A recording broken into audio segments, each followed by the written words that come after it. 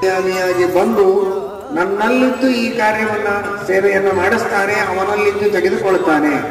ಇದೆಲ್ಲವೂ ಭಗವಂತನ ಪ್ರೀತಿಗಾಗಿ ಮಾಡುವಂತಹ ಒಂದು ಸೇವೆ, ತಪಸ್ಸು ಅಂತ ಮಾಡಿದರೆ ಅಷ್ಟು ಶ್ರಮ ಪಟ್ಟದ್ದಕ್ಕೆ, ಅಷ್ಟು ಖರ್ಚು ಮಾಡಿದ್ದಕ್ಕೆ ಎಷ್ಟು ಪುಣ್ಯವನ್ನು ಪಡೆಯುವುದಕ್ಕೆ ಸಾಧ್ಯ.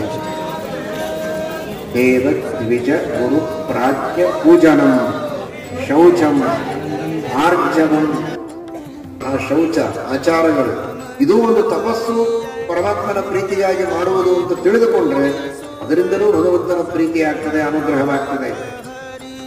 ಹೀಗೆ ತಪಸ್ಸನ್ನ ಆಚರಣೆ ಮಾಡಬೇಕು, ಯಜ್ಞವನ್ನ ಮಾಡಬೇಕು, ದಾನವನ್ನ ಮಾಡಬೇಕು. ಈ ಮೂರೂ ಕೂಡ ಮನುಷ್ಯನನ್ನ ಪೂರ್ಣವಾಗಿ ಶುದ್ಧಗೊಳಿಸುವ, ಪಾವನವಾದ, ಅವನ ಎಲ್ಲ ವಿಧವಾದ ದೈಹಿಕ ಮಾನಸಿಕ ದೋಷಗಳನ್ನು ತೊಳೆದು ಸ್ವಚ್ಛ ಮಾಡುವ